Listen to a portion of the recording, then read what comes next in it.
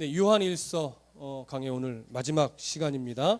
우리가 저번 시간에 5장 1절부터 5절까지의 말씀을 통해서 우리가 나누었던 것은 뭐냐면 하나님을 사랑한다는 것, 그것은 결국 하나님의 계명을 지키는 것이다 라고 하는 사실을 나누었어요. 그러면 하나님의 계명은 무엇이냐라고 할 때 구약 시대에는 율법이라는 계명을 주셨지만 신약 시대로 넘어오면서 예수 그리스도께서 그 구약 시대 율법을 완성하셨습니다. 그래서 율법은 두 가지로 말하자면 정리하셨는데, 하나는 하나님을 사랑하는 것이요, 두 번째는 이웃을 사랑하는 것입니다. 그러나 이 두 가지는 결코 경종을 나눌 수 없을 만큼 하나님을 사랑하는 자라면 마땅히 이웃을 사랑하는 것으로 그 하나님에 대한 사랑이 증거되어져야 된다라고 하는 것이었어요. 그것이 산상수훈의 결론과도 같은 내용이기도 합니다.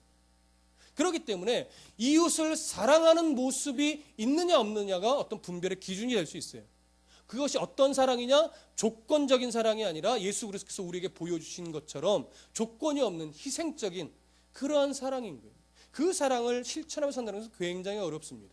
그러나 하나님을 사랑하는 자라면 그 사랑을 실천하며 살기 위해 노력할 수밖에 없고, 그렇게 살지 못하는 자신의 모습으로 인해 아파하고, 그래서 또 하나님의 은혜를 사모하며 내가 더 그리스도의 사랑을 실천하는 자가 될 수 있게 해달라고 하나님께 구하는 거예요. 그렇게 계속 엎치락 뒤치락 하지만 그렇게 내 자신이 어떻게 해요? 그리스도의 사랑을 닮은 성화의 과정으로 계속 다듬어져 가는 겁니다. 그런데 이러한 마음이 없는 자가 있어요. 누구죠? 바로 당시로 보면 영지주의적인 기독교인들. 하나님을 사랑한다 말을 하지만 십자가상에서 나타났던 하나님 사랑의 온전한 절정, 바로 하나님의 공의와 사랑이 완성된 자리, 그 자리에서 완성하시고 죽으신 예수 그리스도를 그들은 자기들의 어떤 사상 때문에, 성경에 근거하지 않은 자기들의 사상으로 인해 거절했기 때문에 그들은 어떻게 해요? 바른 사랑, 조건이 없는 그 예수님이 보여주신 그 희생적인 사랑을 실천할 수가 없는 거예요. 왜? 경험하지 못했으니까. 그래서 그들의 모습 속에서는 이웃을, 특히 공동체 안에서 하나님 믿는 자들을 사랑하는 모습이 없었던 겁니다. 자기 쾌락을 즐기고 육체에 갇혀진 영을 해방하기 위해 자기 육신을 그냥 쾌락에 던져버리는 모습은 있을지언정 공동체를 사랑하는 모습은 없었어요. 그 결과적인 모습이 뭐였어요? 공동체와 미워하고 공동체를 떠나서 자기들만의 공동체를 따로 만드는 그런 것이 결과적으로 분별할 수 있는 모습이었어요. 그래서 요한이 1절부터 5절 사이에서 말했던 것이 뭐냐면, 그들이 하나님에 대한 사랑은 거짓이다라고 하는 거예요. 그들은 정말 하나님을 사랑한다 하지만 하나님을 사랑하는 것이 아니다라고 했어요. 그래서 세상을 이기는 자가 누구냐? 바로 5절에 하나님의 아들이, 예수께서 하나님의 아들이심을 믿는 자가 아니면 세상을 이기는 자가 누구냐?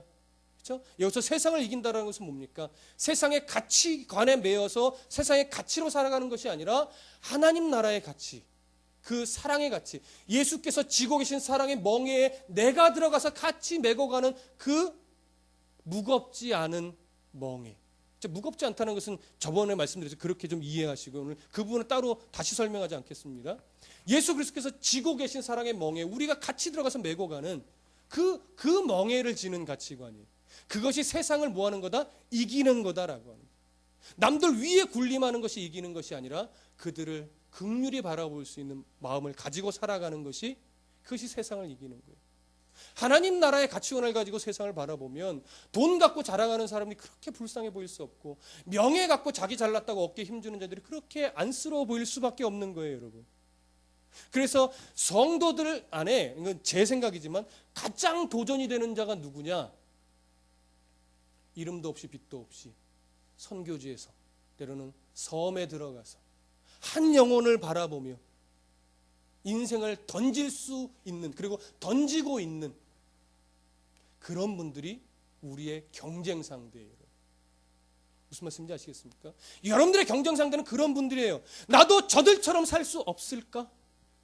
세상에 욕심을 두지 말고 오직 말씀이 한 사람의 가슴속에 심겨지기 위해서 정말로 이름도 없이 빛도 없이 하나님만 바라보고 살아가는 그 사람의 삶처럼 나도 살 수 없을까? 제일 어려운 거예요. 그렇죠? 그분들이 우리의 경쟁 상대예요, 여러분. 주변에 돈 돈 갖고서 이렇게 떵떵거리는 사람이 우리의 경쟁 상대 아닙니다. 하나님 없이 갖고 있는 수많은 돈은요, 기껏해야 몇십 년이에요. 수백억 원 갖고 있어도 하루 세 끼 먹는 거 똑같고, 죽을 때 그 수백억 원을 다 못 씁니다. 여러분 아시잖아요. 로또 1등 당첨된 사람들이 대부분 몇 년 후 지나면 다 도루묵이에요. 대부분 그것을 끝까지 갖고 부자로 사는 사람이 없다고 하더라고요. 다 오히려 빚더미에 앉아있는 사람이 수두룩하다고 하더라고요. 우리는 그런 자들입니다. 그렇게 세상을 이긴 자들이에요. 그리고 지금 이겨가고 있는 자들이에요. 그리고 마지막 날 그 우리의 승리가 온전하다고 선포되어지고 하나님 나라에 들어갈 자들입니다. 그것이 보장된 자들이에요. 오늘 이제 본문으로 들어가 보시면 6절 한번 읽어보시죠. 6절 함께 읽어봅니다. 시작. 이는 물과 피로 임하신 이시니 곧 예수 그리스도라. 물로만이 아니요 물과 피로 임하셨고 증언하는 이시니 이시는 성령이시니 성령은 진리니라. 세상을 이긴 우리에 대해서 그 중심에 하나님의 아들 예수 그리스도가 있다라고 하는 아주 또 정확한 결론을 오늘 요한이 이제 맺어가는데, 그 근거를 첫 번째 뭐로 두냐면 예수 그리스도는 물로만 임하신 자가 아니라 물과 피로 임하신 자다라고 하는 거예요. 그리고 그것을 누가 증언하고 있냐? 성령께서 증언하시고 계시다라고 말하고 있는데, 여기 물로 임하셨다라고 하는 것은 무엇을 말하는 거냐면 예수님이 그 사역을 시작할 때쯤에 세례 요한에게 나와서 물로 세례를 받으신 그 장면을 말씀하시는 거예요. 그러니까 그것으로 세례 요한에게 겸손히 세례를 받으심으로 인하여 비로소 자신의 본사역을 어떻게 시작하셨죠. 그런데 그때에 어떠한 일이 일어났어요? 마태복음 3장으로 가보시죠. 마태복음 3장 16절 17절.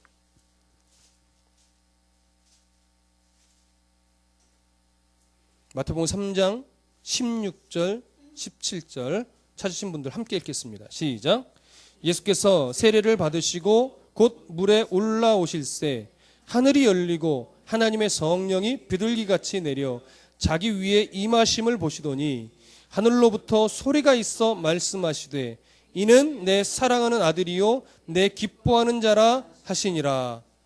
자, 누가 증언했어요? 성령께서 비둘기같이 임하시면서 누가 누구라는 것을 증명하셨습니까? 예수가 하나님의 아들이심을 증명했어요. 그런데 그 증명할 때 하늘에서 뭐가 일어났어요? 소리가 들렸어요. 하나님께서 친히 말씀해 주셨어요. 뭐라고? 이는 내 사랑하는 아들이요 내 기뻐하는 자라. 이 소리를 예수님과 세례 요한만 들었을까요? 그 강가에 모였던 사람들은 다 들었을 거예요. 다 보았을 거예요. 그 놀랍고 때로 두려울 정도로 그렇게 임하시는 모습과 소리 나는 이는 내 사랑하는 아들이라는 음성을 그들이 들었을 거라고요. 그들이 듣고 끝났을까요?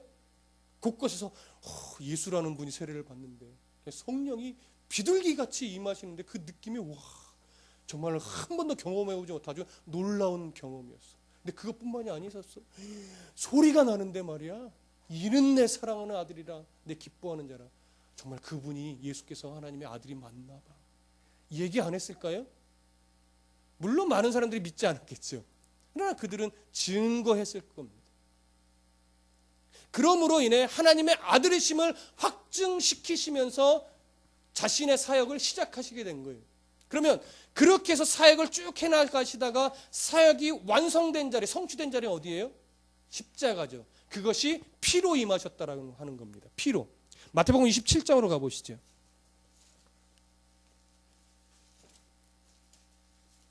마태복음 27장 50절부터 54절까지.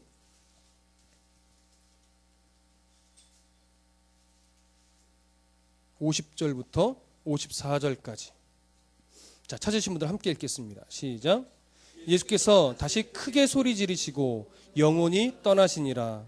이에 성소 휘장이 위로부터 아래까지 찢어져 둘이 되고 땅이 진동하며 바위가 터지고 무덤들이 열리며 자던 성도의 몸이 많이 일어나되 예수의 부활 후에 그들이 무덤에서 나와서 거룩한 성에 들어가 많은 사람에게 보이시니라. 백부장과 및 함께 예수를 지키던 자들이 지진과 그 일어난 일들을 보고 심히 두려워하여 이르되 이는 진실로 하나님의 아들이었도다 하였더라. 로마 백부장의 입에서 뭐가 또 증언됐어요? 이는 실로 하나님의 아들이시다. 로마 백부장의 입술을 통해서 예수 그리스도께서 죽으신 그 자리에서 그때 일어났던 여러 기이한 현상들로 인해서 그 로마 백부장의 입술을 통해서 예수님께 정말 하나님의 아들이시라는 사실이 증명되어졌다고요. 근데 그때 어떤 일들이 벌어졌어요? 성소 휘장이 찢어졌어요. 그리고 땅이 진동하며 바위가 터졌어요. 지진과 같은 현상들이 일어난 것이죠. 그런데 또 놀라운 일이 일어나요. 52절 무덤들이 열리며 자던 성도의 몸이 많이 일어나요. 몇 명인지 모르겠습니다. 몇 명인지 몇십 명인지 몇백 명인지 알 수는 없으나 여기서 자던 성도라는 것은 구약 시대에 죽었던 어떤 사람입니다. 누군지 모릅니다. 어떤 구약 시대에 살던 어떤 성도들이 죽어서 장사되어 살도 없었을 거예요. 뼈는 있었을까요? 모르겠습니다. 근데 그것들이 다시 부활했대요. 어떻게 해요? 온전한 몸으로. 그래서 그 몇 명인지는 알 수 없으나 죽었던 자들이 예수의 부활 후에 예수가 부활하신 이후에 그들이 무덤을 나와서 어디로 갔어요? 거룩한 성 예루살렘 성으로 들어가서 많은 사람들에게 보였어요. 얼굴만 보였을까요? 말도 했겠죠. 예수 그리스도가 하나님의 아들이시라고 하는 사실, 그가 죽은 것으로 끝난 것이 아니라 부활하셨다는 사실을 증언했겠죠. 그 소리를 많은 사람이 들었을 거라고요. 그래서 기록에 남았고 그것이 또 입술로 믿는 사람들은, 믿어지는 사람들은 전했겠죠. 안 믿어지는 사람은 이거 말도 안 되는 소리 하고 있어. 당신이 정말 몇백 년 전에 죽으신 분이 맞소? 뭐 그럴 수도 있겠죠. 그러나 수많은 무덤이 쪼개져서 열리고 그 안에 뼈조차 없는 빈 무덤이 예수님의 무덤만이 아니라 그 당시 빈 무덤이 꽤 많이 생겼을 겁니다. 무슨 말씀인지 이해되십니까? 이 말씀을 드리는 이유는 예수님의 죽음의 자리에서도 무엇이 확실하게 증명됐다? 예수님이 하나님의 아들이시라는 사실이 분명하게 증명되었다라고. 그리고 이것을, 이 두 가지 사실을 누가 계속 증언하고 계시다? 성령께서. 내적으로 외적으로 여러 가지 모습으로 하나님, 성령 하나님께서 증언하고 계시다 이거예요. 그런데 이렇게 확고하고 명백한 증거가 있음에도 불구하고 영지주의자들은 예수 그리스도의 하나님의 아들 되심을 뭐 했어요? 부정했어요. 거절했어요. 이유는 성경의 근거에서 거절하는 것이 아니에요. 자기들의 사상과, 이원론적인 사상과 맞지 않는다라고 하는 이유로 하나님을 믿지만 예수 그리스도는 인정할 수 없다, 이렇게 된 거죠. 이게 참 어리석은 거예요.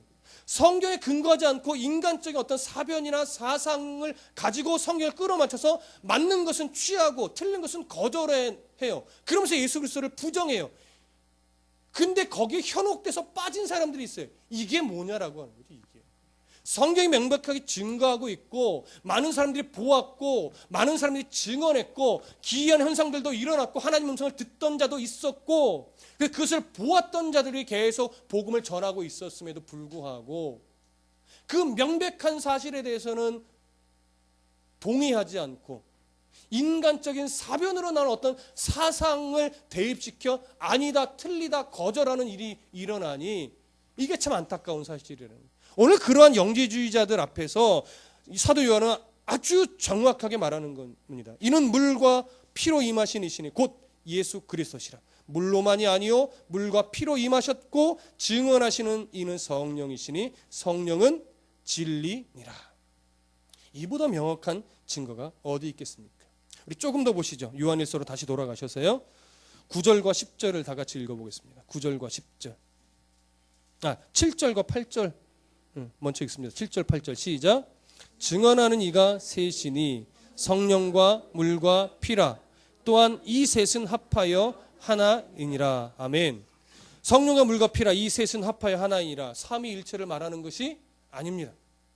가끔 어떤 신학자들이 이것이 삼위일체를 말한다고 해놓고 성령과 그 물은 뭐지 피는 뭐지 뭐 이렇게 좀 헛갈리는 경우가 있는데, 이것은 그 얘기를 하는 것이 아니라 성령과 물과 피라 또한 이 셋은 합하여 하나이니라 할 때 이 하나라는 말은요 일치한다라고 하는 의미, 일치한다. 성령이 증언하고 계시는 것과 예수 그리스도께서 물로 세례를 받으실 때 일어나며 증거되어졌던 것과 예수님이 십자가에 죽으실 때 일어난 현상과 그로 인해 증거되어졌던 것들이 다 동일하다 이거예요. 동일하다. 일치한다. 무엇으로? 하나님, 예수님께서 하나님의 아들이시라는 그 증언으로 일치한다 이거예요. 일치한다. 근데 왜 이 셋을 이야기하느냐? 당시, 오늘도 뭐 비슷하지만 당시 법정에서 어떠한 문제에 대해서 법관이 판정을 내릴 때 가장 당시 중요했던 것들이 뭐죠? 증인이에요. 그 증인이 동일한 증언을 해서 증언의 내용이 일치할 때 그것을 확증시킵니다. 그래서 오늘 둘도 아니고 증인이 둘만 있어도 당시에는 땅땅땅 확정할 수 있는데, 오늘 성경은 뭐라고 말해요? 성령과 물과 피의 증언이 일치한다. 얼마나 확고한 사실인지를 지금 드러내놓고 있는 겁니다. 아주 명확하게 지금 이야기를 하고 있는 거죠. 다시 이제 9절과 10절을 보겠습니다. 9절과 10절 시작. 만일 우리가 사람들의 증언을 받을진대 하나님의 증거는 더욱 크도다. 하나님의 증거는 이것이니 그의 아들에 대하여 증언하신 것이니라. 하나님의 아들을 믿는 자는 자기 안에 증거가 있고 하나님을 믿지 아니하는 자는 하나님을 거짓말하는 자로 만드나니 이는 하나님께서 그 아들에 대하여 증언하신 증거를 믿지 아니하였음이라. 아멘. 여기 보시면 사람들의 증언을 우리가 받을진데 누구의 증언이 더 커요? 하나님의 증언이 더 크다고 말합니다. 기본적으로 사람들의 증언은 뭘 말할까요? 첫 번째로 볼 수 있는 것은 예수 그리스도의 제자들, 예수와 함께 먹고 마시고 살면서 그의 행하신 일들을 보고 그의 가르침을 듣고 예수 그리스도의 모든 사역을 경험한 자들이 곳곳으로 가서 복음을 전했겠죠. 증언했겠죠. 그들의 증언을 통해서 많은 사람들이 예수를 믿게 됐고, 에베소 지역의 이 교회 공동체들도 그렇게 해서 복음을 받게 된 자들이에요. 1차적인 증언은, 사람들의 증언은 이것이겠죠. 이것만이 있는 것이 아니라 또 사람들의 증언은 뭐예요? 예수님께서 물로 세례를 받으시는 그 자리에 있던 사람들, 그것을 보았던 자들, 그들도 또 증언했겠죠. 또 누구들도 증언해요.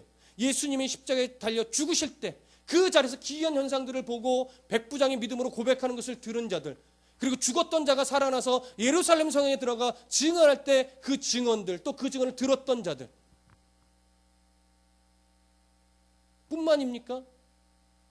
사도행전에 보시면 오순절 마가의 다락방에 그 놀라운 역사가 일어나고, 베드로가 설교를 하는데 수많은 디아스포라 유대인들이 자기네라 말로 듣잖아요. 그러고 나서 복음을 받아들이게 되고 그 예루살렘 성에 머물면서 말씀을 배웠죠. 그리고 이제 곳곳으로 세계로 흩어져서 교회를 세우고 복음을 전하는, 예수 그리스도를 증언하는 일들을 했죠. 그렇게 해서 교회가 세워지죠. 이런 사람들의 증언도 좋았다 이거예요. 중요하다 이거예요. 왜요? 대부분 그렇게 하나님을 믿게 되니까, 예수 그리스도를 영접하게 되니까. 그런데 그거보다 더 명확한 증거가 있는데 뭐냐? 하나님의 증거다라고요. 하나님의 증거. 그러면 그 하나님의 증거를 우리가 어떻게 알 수 있느냐? 좀 전에 마태복음 3장에서 봤듯이 하나님께서 친히 말씀도 해주셨어요. 이는 내 사랑하는 아들이라, 내 기뻐하는 자라. 말씀도 해주셨죠. 그 다음에 우리가 어디를 한 구절 보시냐면 마태복음 11장으로 좀 들어가 보시죠. 마태복음 11장. 자, 2절부터 6절까지. 마태복음 11장 2절에서부터 6절 함께 읽습니다. 시작. 요한이 옥에서 그리스도께서 하신 일을 듣고 제자들을 보내어 예수께 여짜오되 오실 그이가 당신이오니이까 우리가 다른 일을 기다리오리이까. 예수께서 대답하여 이르시되 너희가 가서 듣고 보는 것을 요한에게 알리되 맹인이 보며 못 걷는 사람들이 걸으며 나병 환자가 깨끗함을 받으며 못 듣는 자가 들으며 죽은 자가 살아나며 가난한 자들에게 복음이 전파된다 하라. 누구든지 나로 말미암아 실족하지 않은 자는 복이 있도다 하시니라. 자, 왜 이 구절을 읽었냐면 지금 이 내용은 이거예요. 세례 요한이 감옥에 갇혔어요. 그래서 자기가 메시아로 인정을 하고 세례를 베풀었던 그 예수에 대한 소식을 이렇게 듣는데 세례 요한의 기대 속에는 이제 예수님이 사역을 곧 시작하시면 빨리 이 나라가 해방을 하고 하나님의 나라가 빨리 임해서 뭔가 탁탁탁 될 것 같은데 그런 자기의 기대와는 달리 어떤 현상도 잘 일어나지 않는 거예요. 자기의 기대와 달리. 그래서 제자들을 보내서 묻는 거예요. 당신이 정말 오실 그가 맞습니까? 네. 세례 요한도 좀 2% 부족한 뭔가 있었던 것이지요. 그럴 때 예수님이 뭐라고 대답하냐면 5절 맹인이 보며 못 걷는 사람이 걸으며 나병 환자가 깨끗함을 받으며 못 듣는 자가 들으며 죽은 자가 살아나며 가난한 자에게 복음이 전파된다 하라. 이게 무엇입니까? 이사야서 35장에서 말하고 있는 예언된 거예요. 메시아가 오시면 이런 일들이 일어날 것이다. 예언됐던 그 내용들이 이제 예수 그리스도를 통하여 뭐하고 있다? 성취되고 있다라고 하는 거예요. 선지자들의 입술을 통해서 메시아에 대해서 예언했던 그 내용들이 이제 예수 그리스도께 사역하심으로 성취되고 있다라고 하는 것을 지금 전한 거예요. 너희들이 기대하는 것을 요구하지 말아라. 이미 선지자를 통해서 예언했던 그것이 이제 예수 그리스도 성취되고 있다. 이 얘기는 뭡니까 결국? 네가 기다리던 그가 맞다라고 하는 것이죠. 이게 뭐예요? 하나님의 증언이에요. 선지자들을 통해서 예언하게 하셨고 그리고 하나님께서 예수를 통하여 그 수많은 역사를 하나님이 어떻게 해요? 일으켜 주셨죠. 이러한 명백한 하나님의 증거들이 있는데 왜 너희들은 모르냐라고 하는 거죠. 많은 사람들이 이러한 명확한 증거가 있음에도 불구하고 영지주의적인 사상에 미혹이 되고 그들이 옳다라고 그들의 사상에 빠지는 거예요. 이유는 뭐예요? 성경을 제대로 보지 못하고 자기들의 감성에 맞는 자기들의 인간적인 욕구에 맞는 사상에 넘어가 버리는 거죠. 그것이 우리가 오늘날 좀 조심해야 될 그런 일들입니다. 요한일서로 다시 좀 넘어가 보시죠. 11절부터 13절 이제 쐐기를 박습니다. 요한이 그 지금 말씀하고 있는 증언에 대한 쐐기를 박는데 11절부터 13절 함께 읽습니다. 시작. 또 증거는 이것이니 하나님이 우리에게 영생을 주신 것과 이 생명이 그의 아들 안에 있는 그것이니라. 아들이 있는 자에게는 생명이 있고 하나님의 아들이 없는 자에게는 생명이 없느니라. 내가 하나님의 아들의 이름을 믿는 너희에게 이것을 쓰는 것은 너희로 하여금 너희에게 영생이 있음을 알게 하려 함이라. 자, 13절에 정확하게 이렇게 말해요. 내가 이 서신을 쓰는 아주 근본적인 이유는 너희에게 영생이 있음을 알게 하려 함이라 라고 하는 거예요. 이 말은 이미도 너희 안에 처음 들었던 그 복음을 통해서 영생을 소유했는데 이것이 헛갈리지 말아라 이거예요. 무엇 때문에? 영지주의가 가르치는 교묘한 사상으로 인해 내가 들었던 것, 내가 믿고 있는 것이 맞는가? 헛갈리지 말라라고 하는 거예요. 오늘날은 무엇이 우리를 자꾸 헛갈리게 만듭니까? 다원주의적인 사상이 헛갈리게 만들어요. 종교 간의 화합, 종교 간의 소통, 대화, 그래 놓고서 기독교만 구원이 있다고 말하지 말아라. 이슬람도 하나님을 믿고 그들도 궁극적으로 따지고 올라가다 보면 기독교의 천국을 그들도 갖고 있다. 불교에서도 극락이 있듯이 왜 너희들만 구원을 이야기하느냐. 뭐 서로 각기 길만 다를 뿐이지 궁극적으로는 천국이라는 곳, 극락이라는 것은 똑같은 곳이다. 이렇게 얘기를 해요. 여러분, 이게 옳습니까? 이유는요. 기독교가 더 정성스럽게 예배를 해서예요? 기독교가 성경을 갖고 있어서예요? 아니에요, 여러분. 기독교가 성경을 갖고 있어서도 아니고, 기독교가 다른 종교보다 더 열심히 있어서도 아니고, 교회 성도들이 다른 종교 있는 자들보다 착해서도 아니에요. 솔직해집시다. 예수 믿는 사람들이 세상 사람들보다 더 착합니까? 솔직하게 못된 사람 많잖아요. 네. 근데도 그들을 향하여 함부로 에휴 지옥에 갈 거야 넌, 이렇게 우리가 함부로 말할 수 있어요? 그렇지 못해요. 왜요? 비록 그가 미성숙한 모습이 너무 많으나 그 안에 누가 있기 때문에? 예수 그리스도가 있기 때문에 그래요. 우리를 위해 죽어주신 하나님의 아들이신 죄 없으신 분이 우리를 위해 죽어주신 그 사실이 우리 안에 있기 때문에, 우리가 믿고 영접하여 우리 안에 예수 그리스도가 있기 때문에 영생은 우리 거예요. 그러나 그들이 아무리 성경을 말하고 아무리 하나님을 말하고 아무리 도덕적이고 윤리적으로 거룩한 삶을 노래한다 하더라도, 그리고 교회 다니는 성도들보다 더 착하고 세상을 향하여 구제도 많이 한다 하더라도 그들 안에는 뭐가 없어요? 예수가 없다고요. 그것이 오늘 본문이 얘기하는 거예요. 12절, 아들이 있는 자에게는 생명이 있고 하나님의 아들이 없는 자에게는 생명이 없느니라. 성경은 이것 때문에 배타적일 수밖에 없는 거예요. 이렇게 정확하게 이야기하고 있기 때문에. 진리는 하나니까요. 1 더하기 1은 2지요. 금볼펜으로 썼다고 3도 맞게 해줄 수 없는 거예요. 그가 어제 밤을 새서 공부했는데 지금 잠시 헷갈려서 4라고 썼다고 해서 그의 노력이 가상하여 그래 1 더하기 1은 4도 맞게 해주자, 이거는 말이 안 되는 거라고요. 독특한 창의력이에요? 그건 틀린 거예요, 여러분. 예수 생명이 있는 자, 예수 생명이 없는 자, 이것이 영생의 유일한 기준입니다. 그래서 성경은 다른 어떤 길을 주지 않았다라고 말하는 거예요. 그래서 예수 생명이 없는 자는 뭐예요? 사망이에요. 예수 생명이 있는 자는 영생이에요. 그러면 사망과 영생은 결국 뭘 말합니까? 사망은요, 우리는 좀 이런 고정관념이 있어요. 사망이라고 하니까 불구덩이의 지옥에서 영원토록 고통받는 것, 예, 틀리지 않습니다. 예, 성경에 보면 구더기가 막 이불이 되고 구더기가 막 들어갔다 나오고 막 불에 타도 고통은 받는데 죽지 않는, 이렇게 얘기를 해요. 물론 그게 틀리지 않죠. 그러나 더 사망이 주는 고통은 뭐냐면요, 하나님과의 영원한 단절이에요. 영생이라고 하는 아주 궁극적인 복은 뭐냐면 하나님과의 영원한 교제예요. 영원한 화목이에요. 그 어떤 것도 갈라놓을 수 없고 영원토록 우리를 창조하시고 우리를 사랑하신 그 하나님과 교제하며 화목하며 나눌 수 있는 그런 관계로 살아가는 것이에요. 그것을 성경은 새하늘과 새 땅이라고 표현하고 있습니다. 이제 다음 주부터 요한계시록 이제 강의를 들어가면 그런 이야기도 나누게 될 텐데, 새하늘과 새 땅, 우리가 말하고 있는 지금 죽어서 가는 곳은 그냥 하늘이에요. 원래는 우리는 하늘로 가요. 하나님이 계신 곳.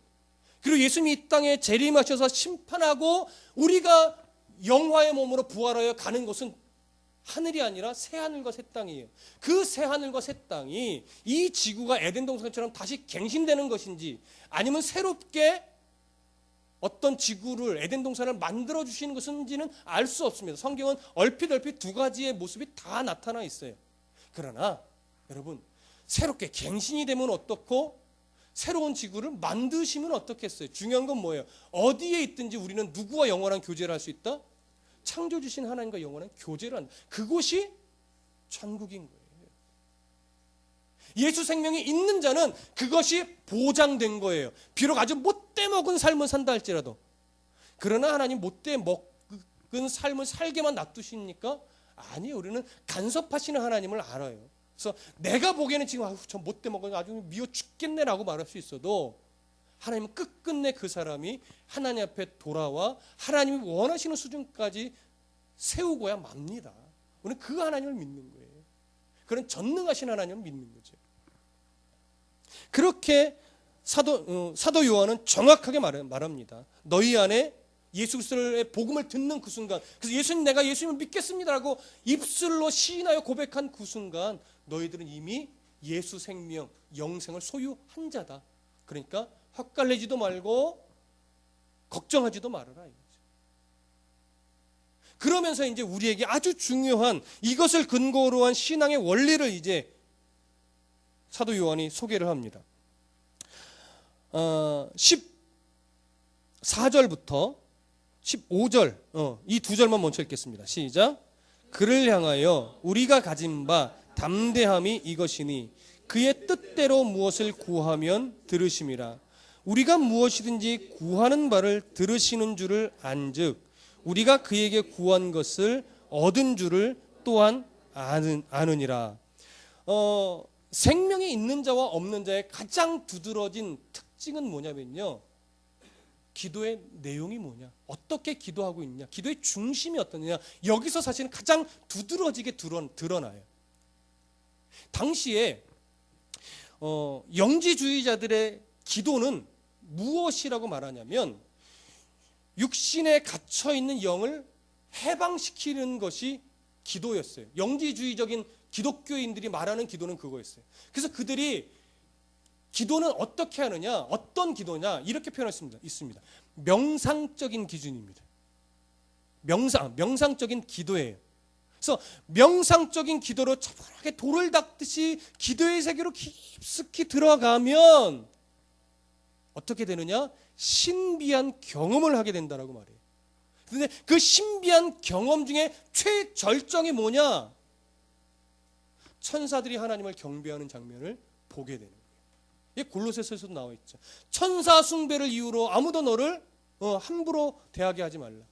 뭡니까?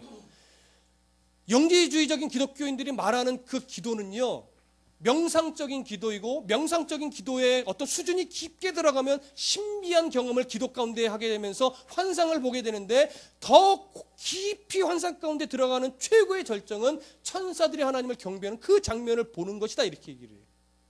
그래서 어떤 사람은 어떤 자기 환상의 사람 옆에 볼 수도 있겠죠. 네.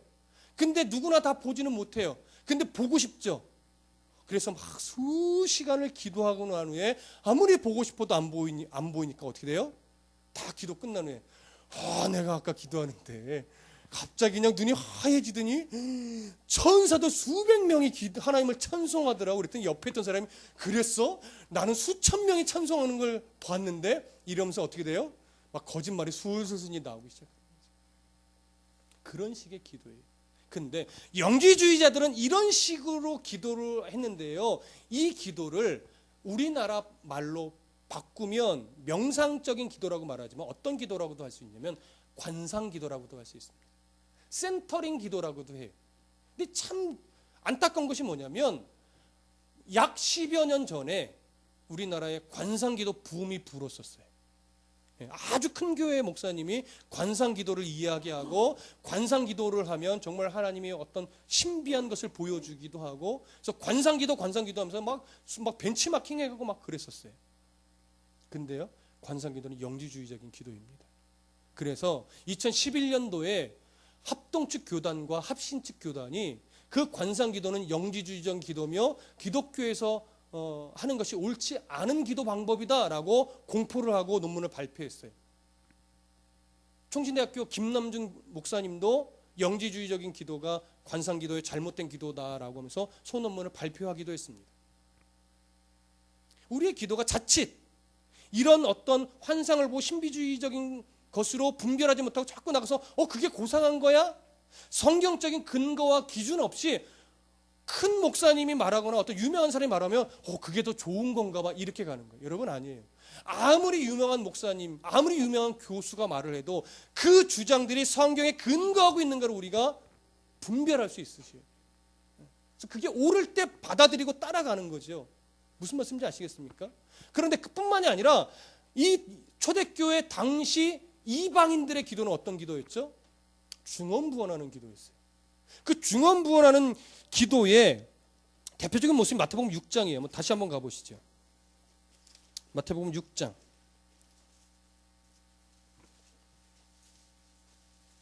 7절만 읽어보겠습니다. 먼저 7절. 마태복음 6장 7절 함께 읽습니다. 시작. 또 기도할 때에 이방인과 같이 중언부언하지 말라. 그들은 말을 많이 하여야 들으실 줄 생각하느니라. 자, 영지주의자들은 그런 기도로 에베소 지역의 교회 공동체를 혼란스럽게 만들었고, 뿐만 아니라 전반적으로 당시에 이방인들의 기도는요, 중언부언하는 기도였는데, 중언부언하는 기도는 오늘 우리의 그냥 상식적인 고정관념으로는 막 졸면서 막 뭐 기도하는지도 모르고 막 입도 막 헷갈려가지고 막 이런 기도는 이제 중언부언하는 기도라고 우리는 보통 여기지만, 성경에서 말하는 중언부언하는 기도는 그런 기도가 아니라요, 이방인들의 신관에서 비롯된 기도예요. 이방인들의 신관은요 뭐냐면 한 사람들의 어떠한 요구에 별로 관심이 없어요. 예. 그래서 그 내가 섬기는 신으로부터 내 어떤 요구를 끌어내기 위해서는 그 신의 시선을 돌리고 감동을 시켜야 되는데, 그 감동을 시키기 위해서 일단 열심히 부르짖어 기도합니다. 부르짖어 열심히 기도가 안 되면 막 번제도 드리면서 기도합니다. 그러다가 안 되면 이제 자해를 시작합니다. 몸에 피를 내고 때로는 살을 뭘 꼬챙이로 뚫기도 하고, 그러면서 어떤 몽롱하고 환각 상태로 들어가요. 그렇게 신 앞에서 자기의 정성과 노력과 열심을 정말로 하고 하다 보면 비로소 그 신이 아이고 알았다 이놈아 내가 들어줄게 라고 하면서 비로소 응답해 준다라고 하는 신적 어떤 관념이 있어요. 그게 중언부언하는 기도예요. 그런데 오늘 예수님이 마태복음에서 이 말씀하신 이유는 뭐냐면, 그렇지만 너희들의 하나님은 다르다 이거예요. 너희들의 하나님은 그런 신이 아니라 너희의 아버지다 이거예요. 아버지는 자녀가 뭘 원하는지 다 안다 이거죠. 그러니까 그들의 이방의 그 신관, 그들의 기도를 본받지 말아라 이거예요. 너희들이 구하는 거 내가 다 안다. 나와 마음만 나누고 내가 원하는 기도를 해라. 그러면 내가 너에게 필요한 것은 내가 다 준다. 먼저 그의 나라와 의의를 구하라. 그러면 내가 이 모든 것을 더해 주겠다. 네가 원하는 대로 주겠다는 것이 아니라 너에게 진짜 필요한 것이 뭔지 너보다 내가 더 잘 안다.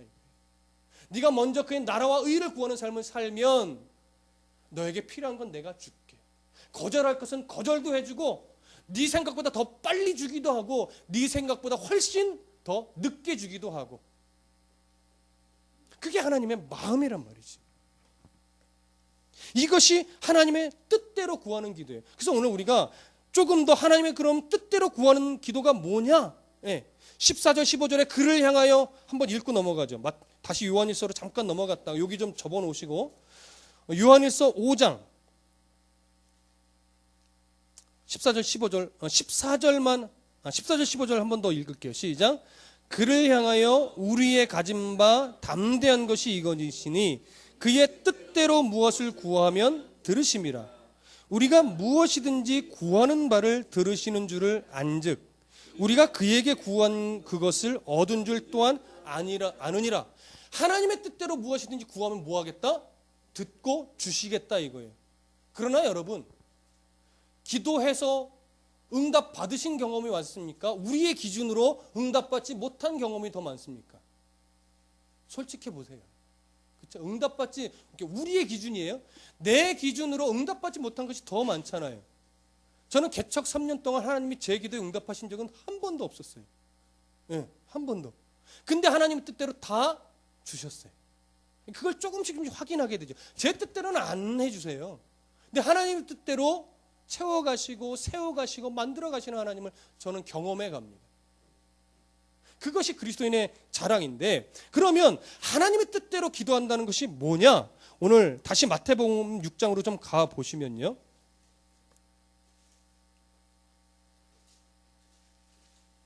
자, 7절부터 15절까지 7절부터 15절까지 함께 읽어볼게요. 마태복음 6장 7절부터 15절 시작. 또 기도할 때에 이방인과 같이 중언부언하지 말라. 그들은 말을 많이 하여야 들으실 줄 생각하느니라. 그러므로 그들을 본받지 말라. 구하기 전에 너희에게 있어야 할 것을 하나님 너희 아버지께서 아시느니라. 그러므로 너희는 이렇게 기도하라. 하늘에 계신 우리 아버지여, 이름이 거룩히 여김을 받으시오며 나라가 임하시오며 뜻이 하늘에서 이루어진 것 같이 땅에서도 이루어지이다. 오늘 우리에게 일용할 양식을 주옵시고 우리가 우리에게 죄 지은 자를 사하여 준 것 같이 우리의 죄를 사하여 주옵시고 우리를 시험에 들게 하지 마시옵고 다만 악에서 구하시옵소서. 나라와 권세와 영광이 아버지께 영원히 있사옵나이다. 아멘. 너희가 사람의 잘못을 용서하면 너희 하늘 아버지께서도 너희 잘못을 용서하시려니와 너희가 사람의 잘못을 용서하지 아니하면 너희 아버지께서도 너희 잘못을 용서하지 아니하시리라. 자, 왜 이 기도를 예수님이 가르쳐 주셨어요? 많은 사람들이 이방인과 같이 중언부언하는 기도로 잘못된 기도를 하고 있기 때문에 하나님으로 인해 뭔가 좀 요구를 하고 능력을 끌어내는 그런 관심으로 기도를 하니까 그것은 성도다운 기도가 아니다라고 하는 거죠. 하나님은 너희 아버지니까 그 관계 속에서 기도해라. 하나님의 나라를 위해서 기도하고 너희가 바르게 성숙되어지는 것을 놓고 기도하고 구원을 위해서 기도하라. 그러면 이제 그 다음에 채워주시는 것은 하나님이시다라고 하는 거예요. 그래서 주기도문의 내용을 잘 점검하면 하나님을 위한 기도와 구원을 위한 기도와 성숙을 위한 기도예요. 뭐 주세요, 병 낫게 해주세요, 뭐 이런 기도가 없단 말이에요. 그러면서 그 증거, 그렇게 기도한 자라면 삶에 뭐가 일어나야 되느냐? 이웃을 용서할 수 있는 현상들이 마땅히 일어나야 된다 이거예요. 새벽에 나와서 하나님 앞에 열심히 기도하고 나서 집 앞에 주차 문제로 막 삿대질하면서 싸우지 말라 이거예요. 무슨 말씀인지 아시겠습니까? 새벽 예배에 나와 말씀 듣고 눈물 흘리며 기도하고 나서 집에 가서 음식 쓰레기 분리하는 것부터 좀 정직하게 해보라 이거예요. 괜히 음식 쓰레기 봉투에 안 담고 검은 봉투에 담고 남의 음식물 쓰레기 옆에 몰래 갖다 놓고 몰래 도망오는 이런 짓 하지 말고, 무슨 말씀인지 아시겠습니까? 삶 속에서 먼저 기도한 자다운 삶의 흔적들이 일어나야 된다라고 하는 거예요. 그러면 바르게 기도한 자가 맞는 거예요, 여러분. 이렇게 사람의 구원, 하나님의 나라, 그리고 성숙, 이렇게 기도하는 것, 그것이 하나님의 뜻 가운데 드리는 기도라고 하는 것이죠. 기도자의 삶과 뜻을 이제 하나님의 말씀과 하나님의 원하심에 내가 온전하고 바르게 순종하며 나아가겠습니다라고 고백하며 나아가는 것이 성도의 기도이지, 내가 원하는 것 하나님께 응답받기 위해 조금 더 열심으로 막 조금 더 깊은 노력으로 내가 이번에는 내가 응답받고야 말겠어, 내가 40일 작전 금식 기도를 하서라도 내가 이거 응답받고야 말겠어. 하나님의 마음과 부합하면 40일 금식 기도할 때 거기에 하나님 뜻을 주기도 하시죠. 그러나 제가 볼 때는 상당수가요, 하나님 앞에 응답 좀 빨리 받고자 하는 어떠한 방법론적으로 40일 금식 기도하는 경우가 참 많습니다.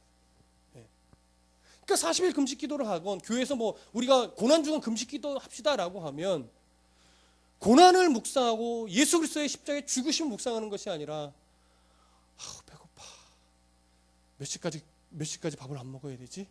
끝나면 내가 오늘은 통닭을 먹어야지. 음식을 묵상하는, 배고픔을 묵상하는. 그래서 저희 교회는 금식이 없어요. 저는 배고파서 금식을 못 하겠어요. 무슨 말씀인지 아시겠죠? 금식이 나쁘다 이거 아닙니다, 여러분. 우리는 본질을 자꾸 놓쳐요. 기도의 본질을 놓치고 삶의 본질을 놓치고. 오늘 요한은 그 그리스도인다운 본질을 지금 정확하게 말하고 있는 거예요. 네 속에 뭐가 있느냐? 자, 5장 16절 다시 요한일서로 좀 돌아가시죠. 이제 정리를 좀 하겠습니다. 요한일서 5장 16절로 들어가 보시면 함께 읽어봅니다. 시작. 누구든지 형제가 사망에 이르지 아니하는 죄를 범하는 것을 보거든 구하라. 그리하면 사망에 이르지 아니하는 범죄자들을 위하여 그에게 생명을 주시리라. 사망에 이르는 죄가 있으니 이에 관하여 나는 구하라 하지 않노라. 간단하게 말씀을 드릴게요. 사망에 이르지 아니하는 죄라고 하는 것은 단순하게 윤리적이고 도덕적인 죄를 말하는 것이 아니라 하나님의 백성들, 하나님의 자녀들이 시험에 넘어지는 그런 죄들을 말해요. 하나님의 백성들은요, 시험에 넘어질 수 있습니다. 다른 종교에 있는 자들이나 신앙이 없는 사람들보다 더 삶이 깨끗하지 않아요. 그럼에도 불구하고 그들이 넘어질 때 하나님이 이렇게 세우시고 돕고 예수 그리스도를 부정하며 하나님을 떠나지 않게 지켜내십니다. 그래서 그러한 자들을 위해 기도해 주라는 거예요. 그러면 돕겠다 이거죠. 그것이 뭐예요? 우리가 좀 전에 그 주기도문에 시험에 들게 하지 마시고 다만 악에 수우옵소서. 우리가 그런 사단의 유혹에 넘어지지 않고 죄에 빠지지 않게 해주시되, 우리가 혹여나 연약함으로 인해 그 시험에 빠졌다면 하나님 그 죄악에서 우리를 건져내 주세요. 몽둥이로 때려서 건져내시든 사람의 매와 인생의 채찍을 대서 건져내 주시든 거기에 머무르지 않고 하나님 앞에 다시고 회개하고 돌아올 수 있도록 건져내 주세요라고 하는 거죠. 그러나 여기서 말하는 사망에 이르는 죄는 뭡니까? 예수 그리스도를 부정하고 거절하고 이단에 빠져 있는 자들을 주로 말하는 겁니다. 왜 그들을 위해서 기도하라고 원하지 않는다고 하느냐? 성경은요, 요한서신에도 그렇고 요한 2서에 가서도 그렇고 뭐라고 말하냐면 그들은 이미 적그리스도의 영이라고 말하는 거예요. 이미 하나님을 대적하여 떠난 자다 이거예요. 우리는 정확하게 분별할 수는 없으나 그들은 이미 하나님이 기회를 줘봤지만 안 되더라고 하는 거예요. 사람의 말로 그들의 생각이 바뀔 수 없다라고 하는 거죠. 그래서 이런 표현을 하는 겁니다. 그러나 여러분들이 분별할 수 없기 때문에 여러분 기도해 주셔도 됩니다. 가까운 사람 중에 신천지에 빠져 있거나 뭐 안상홍에 빠져 있거나 이런 사람이 있다면 여러분 끝까지 기도하셔야 돼요. 하나님, 그들이 악에 빠져 있는데 그의 중심이 아직 하나님 앞에 살아있다면 제발 하나님의 기적 같은 은혜로 신천지에서 나오게 해달라고, 이단에서 나오게 해달라고. 그래서 살아계신 예수 그리스도, 생명이신 그 예수 그리스도, 유일하신 구원의 길 예수 그리스도를 만나게 해달라고 기도하셔야 돼요. 그러나 아예 하나님을 거절하여 적그리스도 영에 사로잡힌 자들은요, 사람의 말로 되지 않는다라고 하는 것이 더 강조되는 겁니다. 자, 이제 결론을 맺겠습니다. 18절부터 21절 다 같이 읽으시죠. 시작. 하나님께로부터 난 자는 다 범죄하지 아니하는 줄을 우리가 아노라. 하나님께로부터 나신 자가 그를 지키심에 악한 자가 그를 만나지도 못하느니라. 또 아는 것은 우리는 하나님께 속하고 온 세상은 악한 자 안에 처한 것이며, 또 아는 것은 하나님의 아들이 이르러 우리에게 지각을 주사 우리로 참된 자를 알게 하신 것과, 또한 우리가 참된 자 곧 그의 아들 예수 그리스도 안에 있는 것이니 그는 참 하나님이시요 영생이시라. 자녀들아, 너희 자신을 지켜 우상에게서 멀리하라. 오늘 에베소 교회 성도들, 이미 영지주의적 공동체에 속한 자들은 다 나갔고요. 남아있는 자들 안에 우리가 이렇게 지켜내고 남긴 했는데 저들을 따라가진 않았는데 우리의 신앙이 맞나라고 고민하고 또 걱정하고 헛갈려 하는 자들에게 오늘 사도 요한이 너희들이 지금 옳다, 잘했다, 너희들이 영생을 소유한 것이 결코 잘못된 것이 아니다. 예수 그리스도 안에 영생을 소유했다. 그러니 이단적인 사설의 마음과 생각을 빼앗기지 말고 너희들 자신을 지켜서, 말씀을 근거로 해 자신을 지켜서 우상에게서 멀리하라. 우상에서 멀리하는 자, 하나님의 사랑을 가진 자들은 사랑을 실천하며 살아갈 수밖에 없는 거죠. 그래서 우리가 자신을 지켜 우상에서 멀리하라고 할 때 그것은 결국 뭡니까?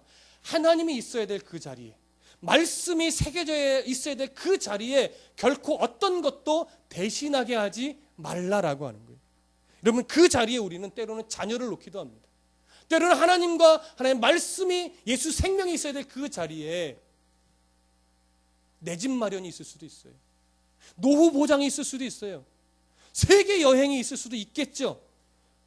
승진하는 것이 있을 수도 있겠죠.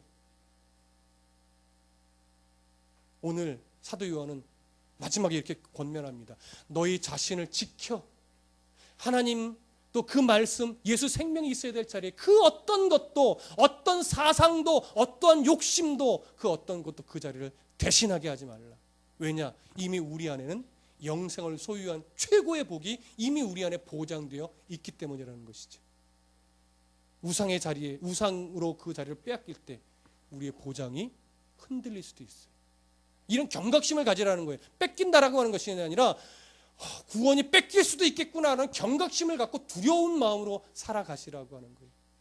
그 마음이 있는 자들은 이미 뭐예요? 영생을 소유한 증거가 되는 것이죠. 우리 모두 우리 자신을 잘, 이 말씀으로 잘 지켜내서 우상에게 뺏기지 않는, 그 자리를 뺏기지 않는 성도가 되시기를 소원합니다. 기도하겠습니다.